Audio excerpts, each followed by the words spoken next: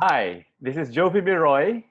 This is our special PowerPoint presentation on Rizal and the science connection with our guru on science, technology, and society expert, Dr. Ben Vallejo. Ben, this is our special presentation on Jose Rizal.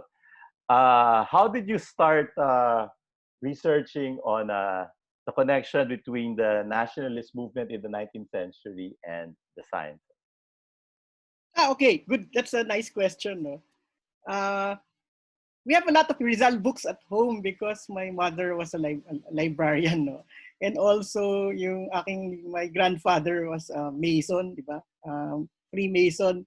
So marami siyang mga books on Rizal. So doon ako na-interest, no? Dun sa, we have a lot of copies, no? We even have at home, the first Tagalog translation. That's even rarer than the original Spanish. So so You better put that in a safe. hindi na pwedeng buklatin, baka matanggal yung binding. That was the translation of yung una nag-translate si Lips Mariano. So anyway, so how did I get interested in this? Because I'm surrounded by Rizal books, no? That's one. Secondly, napansin ko when I was in grade school and high school, napaka-ano ng treatment natin kay Rizal, parang santo. In fact, yes. Sa totoo lang, minana ko nga yung ibang mga, di ba nung panahon, during the American period, nagbibigay sila ng mga parang prayer card ni Rizal. It's secular. It's just like yung stampita. Stampita ng mga Katoliko, di ba? Na nandun yung mga saints. Meron pang mga ganun sa Catholics. I haven't seen that. Huh? Oo. Nung American period, may ganun, si Rizal. And sometimes there is Bonifacio. Usually yan eh. Or minsan magkasama pa sila, Rizal and Bonifacio. Kaya at that time, there was no, hindi pa yung rivalry na Bonifacio should be national hero and Rizal should be national hero. They were considered as the national heroes, di ba? Yeah, magkasama sila sa stampede. Right. So anyway, may mga ganun kami. Yun. So I got interested in this and to find out more on Rizal. And also, one important thing is what are we being taught in school is actually parang it's just like talking about the religious figure. The virtues of Rizal rather than his work and what he set out to do. And one of that is that, in fact, he was, we all know that, no? He's a doctor, medical doctor. And that, as you will explain, maybe there is also that wider science project of the nationalist movement that we still have to discover and to discuss. So why don't you start with your presentation? Yeah, okay. I-cast screen. Share screen natin. Naka-disable daw yung screen sharing ko. So Justin, can we enable the screen sharing? It's all right because there is evidence that the more imperfect the presentation is, the more engaging it is the audience. We haven't mastered itong mga ganitong platforms. Magpa-first semester. Yes. So this is also your rehearsal. So why don't you see if it's already? Try again. Okay, try again daw. Okay, share my screen. Ayan. Okay, I'm sharing the screen, no? Kita niyo ba? Ayan. Right. Okay. Let's start with Rizal and science. Yes. Okay. Well, we all know that he went to the Ateneo, di ba? And Ateneo then was quite innovative. Then as now, innovative in a lot of ways, no? So the Jesuits were really teaching them experimental science. Meron nga picture akong nakita sa internet, no? Na pinakita yung science classroom in the old Ateneo in Intramuros. They had mga instruments to observe the weather in the classroom. So again, just imagine if Rizal was most likely Rizal was in that classroom. Tapos he's surrounded by by the scientific equipment. So And also the teachers were quite innovative in teaching science by observation and experiment. So Rizal developed a scientific mindset in the Ateneo. Okay? Then later on, he went to UST. And of course, the Dominican teaching method was different from the one in Ateneo. Kaya medyo na-frustrate siya doon at saka disappointed. No? I see. Then he went to Spain, and this is even more, this is really more emphasized in Spain. So when he went to the medical school in Madrid, yung emphasis nila doon is on a positivist and materialist philosophy. And with that, they have to observe and experiment in their medical training. And they were much influenced by Darwin's ideas in the medical school. So that was Rizal when he went to Spain. Now, if we're going to read his works, makikita naman natin na this positivist, or which depends on observation and experiment, we can actually see it in his novels, that is his worldview. Right. So that's a different way of reading. Maybe we can reread, and of course we all have to reread and reread the novels. So we can read the novels now from the point of view of actually a scientist, someone who was trained as a scientist, who had a scientific training, no? Yeah. So what's this crow system? Actually, I can take a guess. Crow system? What is crow system? That's well, I think Jovi, as a philosopher, you may know more about it. It's a school of positivist philosophy. All right. Yes. That was actually was really very popular in Germany. Tapos in Spain, which is actually quite unusual, naging popular siya in Spain, diba? Yes. But not in England, not in Spain. But maybe the other presentation we can have will be the Masonic notions of science. No? So did that encourage the scientific thinking because of this deist position? So what's your next slide? Next slide is on Antonio Luna. Bakit ipapakita? Okay. Okay. Remember, our ilustrados were studying a lot of things, no?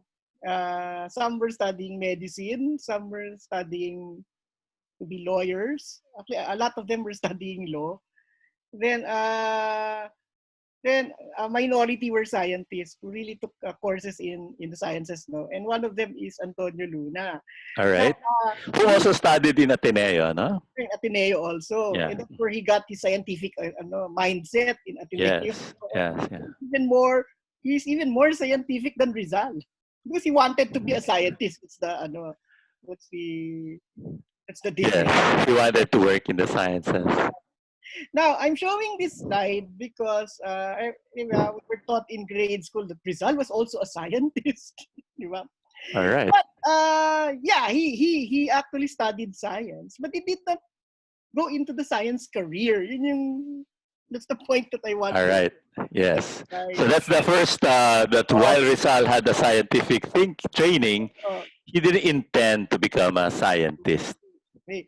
Now, in the 19th century, the professional photograph of a scientist, let's say it's a biology and medicine, life sciences, is that you should be taken with a formal portrait with a microscope. So here you would see Antonio Luna after his graduation with a microscope. So yeah, it was distributed to his friends and family. Yes. I think if you put this microscope in most schools, it would still be very, very modern and and cutting edge. Microscope. It reminds me of my microscope when I was a kid. I had a toy microscope. So I had that little nudge to become a scientist, but maybe my philosophical vocation won out. But anyway, so you're saying that this picture was taken in Manila. In Madrid. In Madrid, all right. So yes, go on. Okay, Ngayon, sabi ko, kung scientist si Rizal, hanap nga ako ng picture na may microscope siya. Wala! Wala. So that's one proof. What's one evidence? He did have a picture of himself fencing, no? Oh, fencing. And some of the other pictures were imagined by artists. Like yung ginagamot nga yung kanyang nanay, si diba? Yes. There's no photograph, no? But that was Teodora Alonso. Si Doña Teodora Alonso. Walang photograph doon, but yun, that's the But we don't have a picture of Rizal with a microscope. Yes. All right. So that he's not like Antonio Luna. Na professional scientist. So anyway. Yes, there's a provocative statement there. No? So Antonio Luna was a revolutionary. Was that because he was a scientist? Was a scientist? Well, that's another topic for another show. Yes. Antonio Luna. But I don't want to digress from Rizal, no? All right. But I think the training niya as a scientist led him to decide to join the revolution later on. Right. Yes. Okay. What's your next slide? Okay. And this is another picture of Rizal with the things that he collected in Dapitan. Di ba? Na ano siya doon? Exiled. He was exiled, yeah. Destierro in Spanish. Yes. Diba? Exiled in Dapitan. Aside from improving the town, teaching the children, and practicing medicine, he was also collecting plant and animal specimens. Right. So that's part of the observation. Observation. Remember, at that time, they were trained really in natural history. You cannot graduate from UST without yes. that. So part of the training is how to properly collect these specimens. And Rizal essentially knew how to collect them and document them and preserve them. Preserve them, no? Would they have used certain chemicals? Preserve them. Alcohol was already available then. Yeah, hindi naman asin lang ito, no? Hindi naman alcohol was available. Yun ang preservative nila talaga. And we know that famous scene in Philly, no, where it's almost like it's the nitroglycerina. He was saying, "Oh, I know my chemistry." He knew his chemistry. But he wasn't as good at it as Antonio Luna. Si Antonio Luna, magaling siya sa chem. Yes. Yes. So these are specimens of reptiles, no? A frog and yung Rizal's dragon lizard. Okay, that's the Iba yun yung tinuturo sa school na nangolekta siya ng Draco Rizali na flying lizard. From where I studied in a Catholic school, I only remember the butterfly that he was collecting butterflies. Nag-collect siya ng butterfly and a lot of other things to. All right. Yung aming late yung mauna na decano sa College of Science sa UP Diliman, si Dr. Perry Ong, was doing research talaga on this, kung ano yung mga biodiversity that was named after Rizal. Ang dami. All right. Okay, yeah. And the reason he was collecting. All right. And when he was shot in the Luneta, then everybody knew, ay kinolect pala ni Rizal yan. So in honor, pinangalan sa kanya. I see. Where's the collection now? That's a good question. Okay. Ito nga yung research namin dati. Ano naman nangyari sa collection na yan? We were hoping that they ended up in the UST Museum kasi the UST Museum survived the war. Yes. Some of them pala were in the Ateneo Museum that got burned down in 1932. Di ba? The Fara. Yung sa Intramuros. Yeah, Intramuros. All right. That was the Ateneo which Rizal went to. Okay? Yes. Nasunog yun. Nandun daw yung iba. Then, maraming mga, yung sa Dapitan, they're claiming that some of the shells they were collected by Rizal, kaya wala naman talaga tayo masyadong documentation. So perhaps it's just an oral history. Yes. Okay? Then, yung mga shells, we don't know. Most likely they ended up in the Ateneo, and the Ateneo burned down in 1932. All Okay. right. And There must be there must be an archival record of what was in the museum. That's probably something that people can still research into, no? yeah, is it in the Rizal Library in Ateneo? Nandun ba The siya? archives, the Jesuit archives has a duplicate either in Rome or in Spain. In Spain. Oh. Yeah, okay. What about itong Draco Rizalay? Saan siya nag-landing?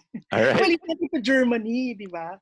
So, in 1901, after he was executed, di ba? He was already a national hero. Pinangalan sa kanya yung species, Draco Rizalay. All right. However, new studies later on, maybe in the past 20 years, have said na somebody else pala has described it before Rizal did. So, Draco Gwentherae na siya. I can show you the picture. Yan. That is the This one. so-called Draco Rizalay. But in zoology kasi, whoever described it first gets the naming rights. Right. So it was described about 20 years before Rizal collected it. So it's Draco Gwenthera yung ano niya, pangalan niya. Now, this species is only found in the Zamboanga Peninsula. Kaya most likely this was the one collected by Rizal kasi Dapitan is in the Zamboanga Peninsula in Mindanao. Okay, what happened to the specimen? Okay, yan nga eh. That's why we should be against war, any kind of war. Kasi the material was deposited in the Dresden Museum in Germany. But during World War II, the British bombed the city, and the museum burned down. But the other question would be, how did it end up how did it go to the Dresden Museum in the first place? I think yung nakatanggap nun ng yung scientist na pausap ni Rizal was actually in Berlin, di ba? Okay. Throughout the years, probably it ended up in Dresden. So the material that Rizal collected, which is here, that's a picture in there, as you can see. So this one, the one on the audience's left, no? He drew that. His drawing. Yung manta ray. No, yeah, the frog and the lizard. Those are drawings. Drawing siya. I think that was made by the Germans. All right, from the specimen. And then the manta ray is his. Signed eh. Yes. Signed. As you can see, diba? We can see that Rizal was really a trained illustrator in natural history. That's really, tingnan mo accurate ang drawing ng manta ray. Yes. Did he learn that in the Ateneo or in UST, the drawing skills? In Ateneo. Because diba, you have to develop that talent when you're younger. Yeah, and when he was in that day, he was also sculpting, and he was definitely drawing. Yeah. So they were all trained to draw like that. Even Antonio Luna was trained to draw like that. Unfortunately, in the case of Antonio Luna, nasunog yung mga notebooks niya. Fired, diba? So, yes. Rizal survived, no? So they knew how to draw, okay, and that is essentially a part of their training in the sciences. Kasi ngayon, you don't expect students, bio majors, to be able to draw like Rizal. Yes. People just take it with their phone. Actually, I discourage that as a teacher of biology kasi taking a picture is not really trying to immerse yourself on what the animal is, di ba? Yes. It's very philosophical. But all right, maybe it's another show, no? They had to draw it, di ba? During the time of Rizal. So do you have one more slide or? Yeah, I think that was the last mga drawings.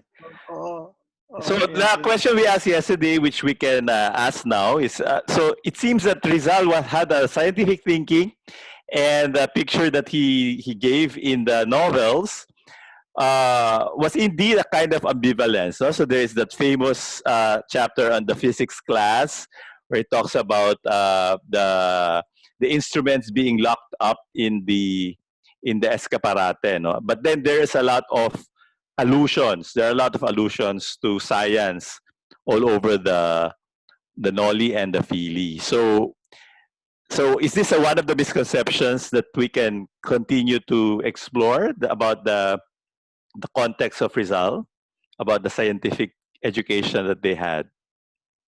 Yeah, well, uh, the one that you were saying is about chapter 13 of the El Filibusterismo, yung the class in physics, di ba? Yes, yeah, Now, because we should this is the problem with Rizal and us, di ba? We go to school, high school and college, we're being required to read the novels, no? yes, Parang textbook ang dating niya. Diba, let's say if you study medicine, edi required ka mag-aral ng medical textbook, no?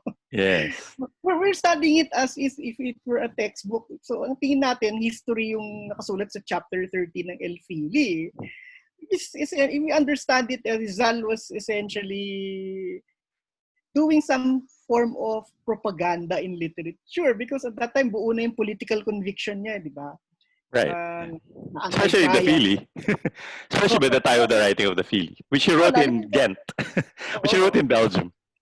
Yeah, the Philly is a political novel and should be read Yes, as such, di ba? yeah, So anyway, ngayon, to be fair, di ba, it paints a bad picture of UST, no? Which still, until today, people carry that idea na UST is anti-science. So that is obviously not true. yeah, yeah. So that's one of the things that we can begin to discover. No? So the Rizal in the Ateneo Municipal was trained in the positivism of that age, and he was a very good practitioner of such positivism.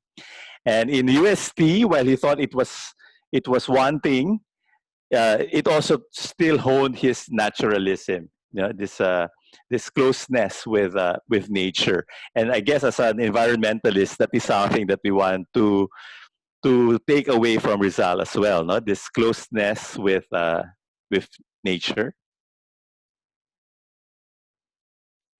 Yes, Ben, you're still mute. You're in mute. Yeah. uh, so, yun nga, he got that in UST, but we go back to that classroom in physics. That's just to be fair to UST, no. UST was quite progressive in training science, training our heroes, no. Yes. Because if UST was backward, then you should have no Rizal, no Antonio Luna, no Juan Luna, no and all Yes. these heroes.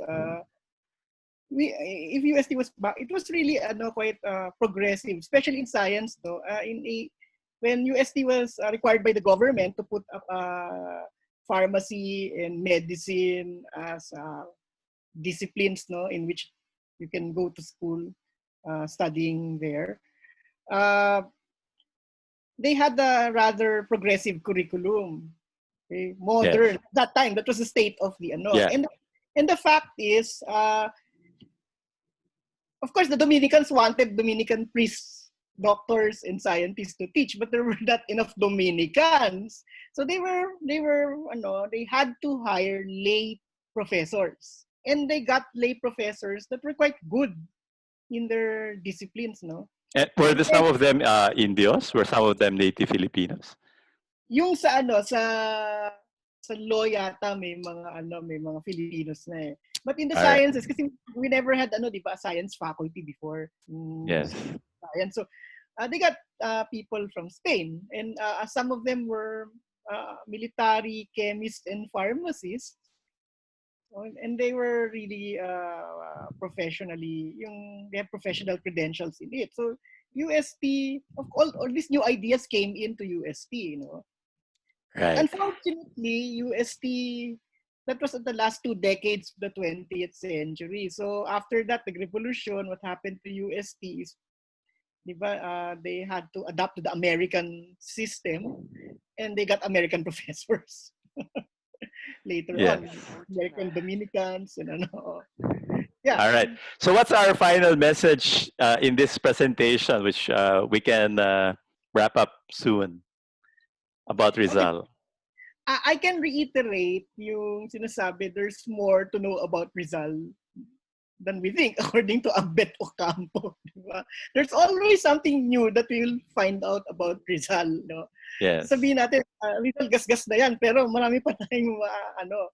But we need to read beyond the textbook, beyond how Noli and Fili were taught to us by. And probably to look at the Noli and the Fili in relation with the historical evidence, no? So not treat it as historical evidence. So my advice is to read the Noli and the Fili as novels, and read it as you grow older. Siguro we have student listeners, so you read it in your 20s, fine, but when you read it when in your 40s, mag-iiba na yung pananaw ninyo. And or hopefully some of those who teach the Noli and the Fili will listen to our presentation, and they will have new information to give to their students, and that is to read them with the eyes of somebody. The Rizal had a scientific training, and that how is that scientific training evidenced in the way that he wrote the Noli and the Fili. So Ben, that ends our presentation for today. Till the next time. And this is also the way we are commemorating the birthday of Jose Rizal this year. So till the next time, Ben. See you. Bye. Thanks for listening, everyone.